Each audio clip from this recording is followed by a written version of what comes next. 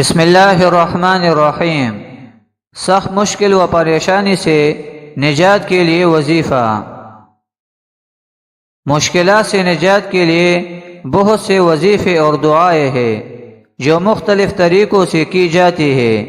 یہاں ایک آسان اور معروف وظیفہ پیش کیا جا رہا ہے۔ وظیفہ یہ ہے، شروع اور آخر میں 11 مرتبہ درود شریف پڑھے، پھر 7 مرتبہ سورۃ الفاتحہ پڑھے، پھر 11 مرتبہ سورۃ الاخلاص پڑھے، پھر 3 مرتبہ سورۃ الفلق اور 3 مرتبہ سورۃ الناس پڑھے،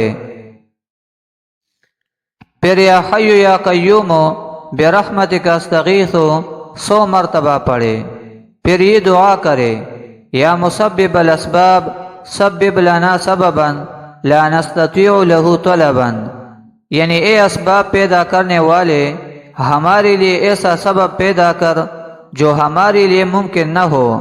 101 مرتبہ یہ پڑھے۔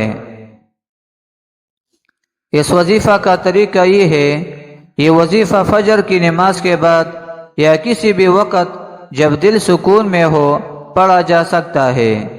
سب سے پہلے وضو کر لے، ایک پاک جگہ پر بیٹھ کر اس وظیفہ کو پڑھے اور اپنی حاجات کے لیے دعا کرے۔ وظائف اور دعاؤں کا اثر اللہ کی مرضی پر منحصر ہے اور ان کو مکمل یقین اور توکل کے ساتھ پڑھنا چاہیے۔ مشکلات سے نجات کے لیے اللہ تعالیٰ پر ایمان اور عمل کی اہمیت بھی بہت زیادہ ہے۔